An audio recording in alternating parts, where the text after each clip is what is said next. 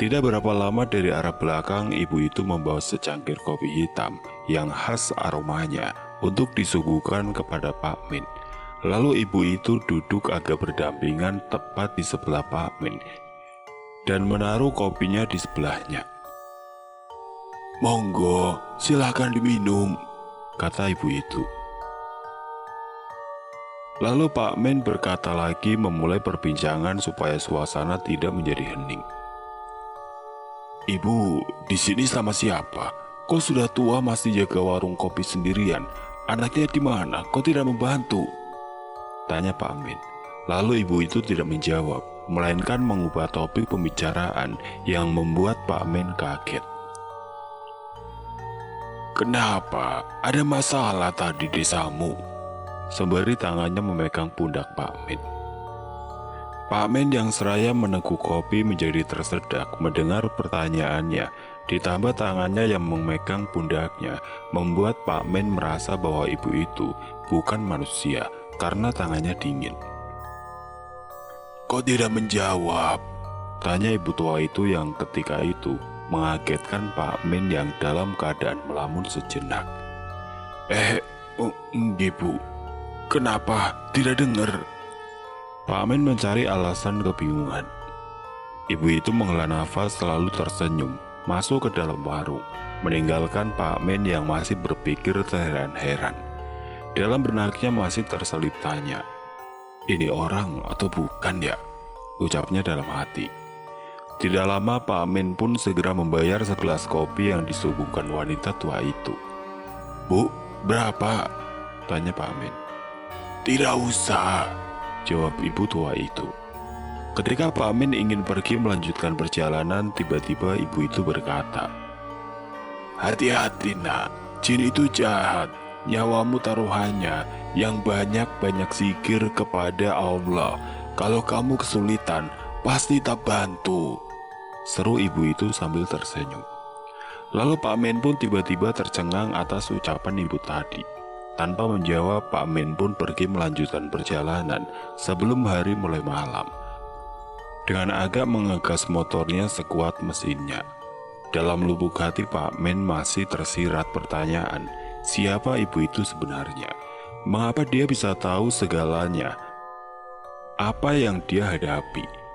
Baru menempuh jarak 2 km, tiba-tiba Pak Min teringat sesuatu, bahwa HP satu-satunya tertinggal. Lalu berpikir sejenak antara kembali atau tidak, karena dia sudah terlalu lama menghambat perjalanan. "Kalau tidak kembali, bagaimana jika istriku menelpon karena ada hal yang penting?" gerutunya dalam hati. Lalu Pak Min pun kembali ke warung ibu tua itu lagi, sambil mengoceh sendiri. "Aduh, ada-ada saja. Kalau begini terus, kapan nyampenya?" Pak Min berkata sambil sedikit emosi. Tidak membutuhkan waktu lama, Pak Min pun tiba di tempat itu. Namun Pak Min pun terheran karena warung kopi tadi tidak ada di situ. Padahal dia yakin bahwa tadi memang benar warungnya di sini, dan jalan yang ia lewati tidak mungkin salah karena di depan warung itu tadi ada 2 tugu besar yang menjadi patokan Pak Min. Warung yang tadinya di situ berubah menjadi sebuah kebun yang rimbun akan banyak pepohonan. Pak Min mendapati HP-nya tergeletak di sebuah pohon cemara yang ada di sisi jalan. Langsung Pak Min pun segera menaiki motornya dan pergi. Di benak Pak Min berkata, "Tadi berarti aku mampir sejenak ke alam lembut. Lalu apa yang dimaksud dengan wanita tua itu?" pikirnya dalam hati. Separuh perjalanan Pak Min bertemu temannya yang kebetulan akan pergi ke rumah mertuanya di daerah sekitar situ.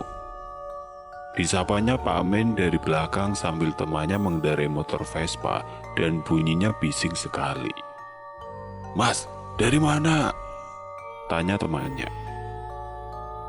Awak Munar," teman Pak Min bernama Naryo. "Dari warung kopi depannya tugu belakang itu tadi loh," sahut Pak Min. Temannya pun celingukan, dia yang suka wirawiri ke rumah mertuanya tidak pernah menjumpai adanya satu warung kopi pun di pinggir jalan. Malam dulu belum ramai orang yang berjualan di tepi jalan sampai larut malam. Yang ia sering jumpai ialah bangunan dan kebun yang rimbun di sepanjang perjalanan. "Mana sih mas? Gak ada warung di sekitar sini loh." Lalu Pak Min pun mengalihkan topik pembicaraan karena malas untuk menjawabnya sembari mengendarai sepeda motornya yang berdampingan dengan sepeda Naryo. Kebetulan jalan yang mereka lewati agak sepi, tidak seperti biasanya. "Kamu mau kemana malam-malam begini?" tanya Pak Min. "Mau ke rumah mertua mas, jemput istriku," balas Naryo. Lalu Naryo pun berpamitan duluan kepada Pak Min. "Mas, aku duluan ya, keburu malam," kata Naryo. "Ya sudah sana, hati-hati banyak hantu," canda Pak Min sambil berteriak karena temannya sudah melaju duluan. Pukul 10 malam akhirnya Pak Min sampai juga di depan halaman rumah yang sangat luas yang juga dipenuhi santriwan dan santriwati. Itulah pondok atau pesantren dari guru besar Pak Min. Sambil menuju ke belakang pondok, Pak Min kemudian bertanya kepada salah seorang yang membantu guru besarnya mengurus pondok. "Permisi, Mbak Kiainya ada?" tanya Pak Min. "Oh iya, silakan masuk mas," jawab salah seorang yang ada di situ. Kang itu kalau di sana sebutannya sama seperti mas. Pak Min pun dipersilakan duduk di kursi yang pada zaman dulu terbuat dari anyaman kayu. "Silakan tehnya," sembari salah seorang yang mengurus pondok menyodorkan gelas yang berisi teh kepada Pak Min. Pak Min pun menunggu guru besarnya agak lumayan lama karena beliau juga kebetulan saat itu sedang kedatangan tamu. Lalu istrinya pun keluar diutus guru besarnya kalau Pak Min disuruh menunggu sebentar lagi. "Ditunggu sebentar lagi ya," ujar istri gurunya. "Nggih Bu Yai," balas Pak Min sambil agak menunduk sopan. Lalu Bu Nyai pergi ke arah dapur. Pak Min dari kecil memang sudah mengaji di situ karena dulu rumah neneknya sekitar situ, tidak jauh dari pondok. Dan Pak Min memanggil istri gurunya dengan sebutan Bu Nyai karena beliau dan Mbah Kiai sangat disegani dari sewaktu mereka muda dulu. Sekian lama menunggu, akhirnya Mbah Kiai keluar mengantar para tamunya sampai ke depan dengan berjalan membungkuk menggunakan tongkat melewati ruang tamu tempat Pak Min duduk. Pak Min yang kala itu melihat Mbah Yai tampak seperti kagum. Meskipun sudah tua dan keriput, namun wajah Mbah Kiai tampak berseri. Auranya yang bersinar terpancar keluar, mungkin karena beliau orang yang khusyuk. "Subhanallah," ucap Pak Min. Selesai mengantar para tamunya, Mbah Kiai masuk ke dalam menemui Pak Min.